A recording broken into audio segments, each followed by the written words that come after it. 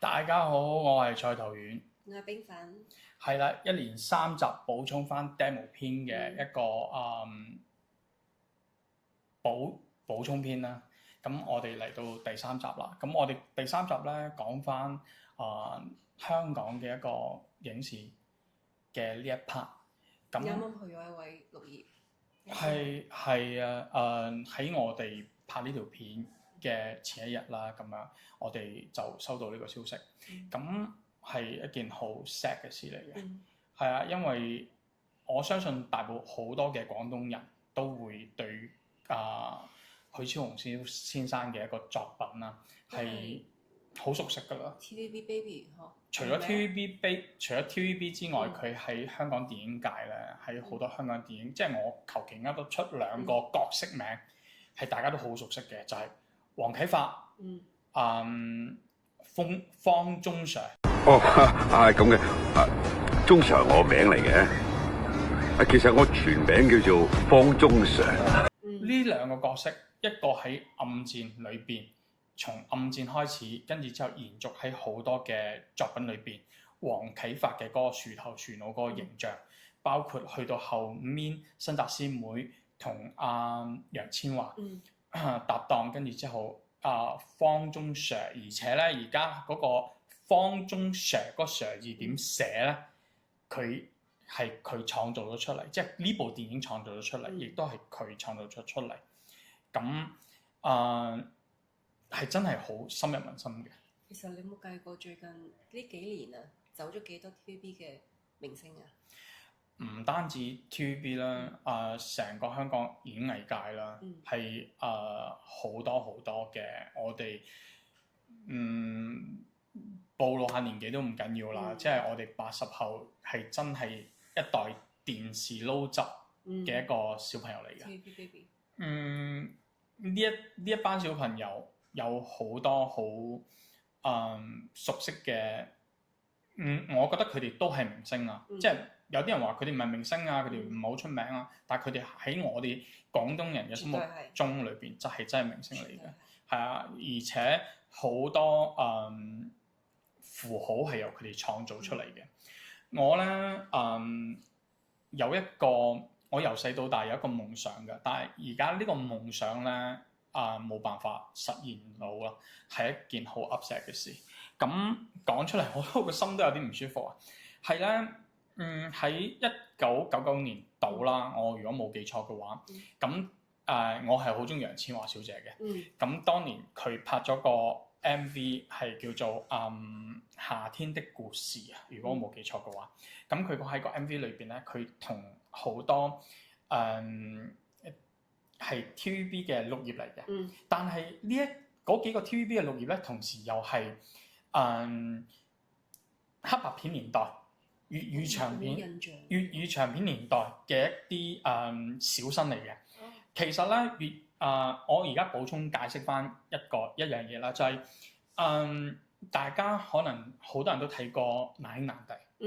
但係其實喺粵語殘片年代咧，出名嘅有4個小生，係我所知道嘅係嘅爹哋，係佢係其中一個。咁但係我所知道嘅就係冇李奇奮嘅，即係冇個實。佢嘅原型係係一個叫呂奇嘅演員，呂先生。咁但係好似係冇佢份嘅。咁仲有邊個咧？仲有就係都係今年過咗身嘅胡楓，都係其中一個。係另外仲有一個咧，係喺今年過咗身嘅唔係曾江唔算，曾江係比較後期㗎啦。係一個叫周聰嘅演員，係啦，成日捉埋啲阿爺爺啊，冇錯啦，佢好靚仔㗎，佢以前好靚仔㗎，佢好靚仔㗎。另外一個就叫張英才，佢做配音，佢係一個演員，同時都係一個配音演員。嗰個咕嚕咕嚕魔法陣裏邊個爺爺嘅配音就係張英才啦，係啊。咁佢哋4個張英才、周聰、胡楓、謝賢，佢哋4個係黑白片年代嘅4個小生。咁除咗謝賢之外，後尾另外嗰3個都去咗 TVB 度做。我覺得算係扶持新人啊，即係當年講緊好似家陣阿林峰啊、吳卓羲啊、黃宗澤呢，講緊係佢哋呢一集嘅人。過多10幾年之後去翻去 TVB 做爸爸、爺爺咁樣咧，咁好有愛以前。係啊，佢哋嘅呢一個前輩但係後輩，以前 TVB 真係超有愛。所以啲氣氛所以啲戲都非常之好睇。係啊，咁喺楊千嬅小姐個 MV 裏邊咧，咁佢就我印象中佢就同張才先生同埋蔡國慶先生係好似我印象之中唔知有冇周聰啦。咁佢係喺裏邊同呢啲老戲骨有合照嘅。我當年見到呢個 MV 嘅時候咧，我就會諗話：哇！我大個咗，我有機會去到香港，我一定要同我認為喺我人生裏邊帶到俾我好多好精彩片段，陪伴住我成長嘅呢一啲爺爺輩、爸爸輩之類嗰啲，例如爸爸輩就例如創世紀裏邊嘅霍啟良、國峰先生，係啊，佢仲有一個都已經過咗身，都係叫王維。仲有一個成日做反派嘅。反派嘅大佬爸爸啦，係啊，都有做好多爸爸，係啊，咁但係好可惜啦，即係我哋又同佢哋3唔識7啦，冇乜機會。就算你哪怕1年去幾廿次香港，你都見唔到佢哋嘅。但係會係你見到呢一啲佢哋係符號嚟嘅，佢哋係一個 TVB 嘅符號，但係佢哋慢慢逐漸咁樣，好似唔多顯眼，但係佢無處不在。冇錯，而且係豐富咗我哋嘅人生咯。呢一幅圖佢隨時都喺度。佢但係佢哋消失咗，即係呢啲符號消失咗，逐漸消失咗，同時都代表住成個市場開始好似沒落咗，因為新生代我哋所熟悉嘅寥寥可數。我已經算好㗎啦，我成日覺得即係我好無聊嘅時候，都仲係會始終好中意翻煲翻港劇啦，聽翻廣東歌啦，係啊。咁但係我身邊好多人基本上得翻我，佢哋我啲同學佢哋係連周家樂啦、吳偉豪啦，佢哋都係唔知道邊個嘅。咁佢哋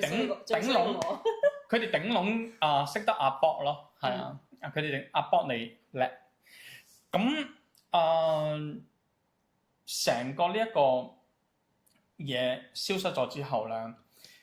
我有時會好擔心一樣嘢嘅，因為咁我曾經喺過新加坡一段時間，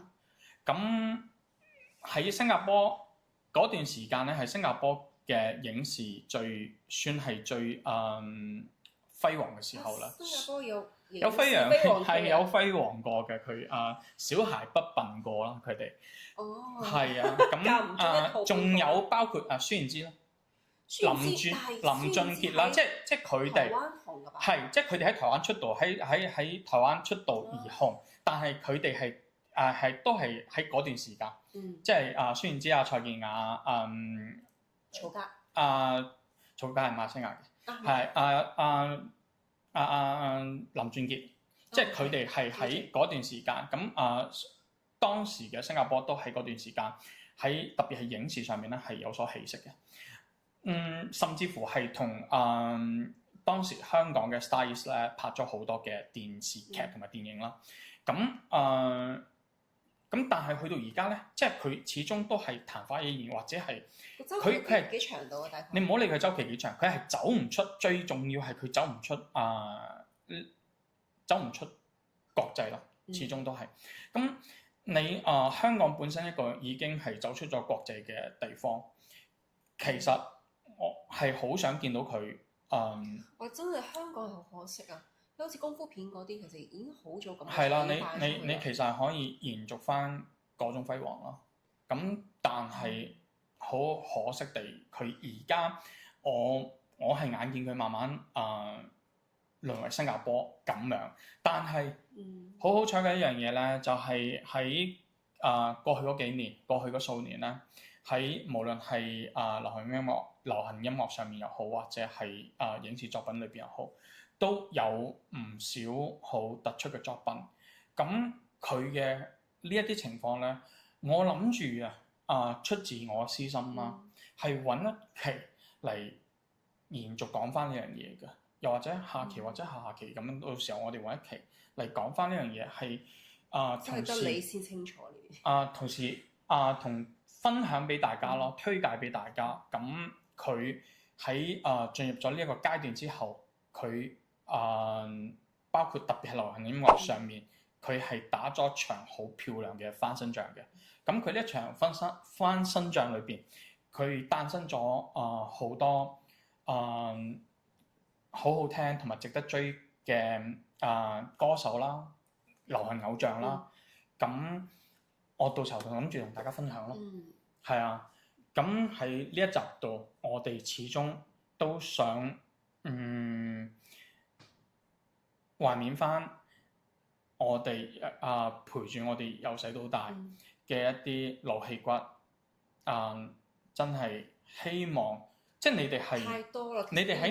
你哋喺我哋嘅心目中咧係冇走到嘅。係啊，哪怕咁多年嚟，我哋都特別係現今科技發達呢個社會，我哋隨時隨地都可以睇翻以前嘅電視劇，煲翻以前嘅劇集啦，咁可以睇翻佢哋嘅身影，係一件無可取代嘅，係一件好傷心嘅事裏邊嘅值得開心嘅事，就係我哋記住咗你哋。好啦，今期節目時間到此為止，拜拜。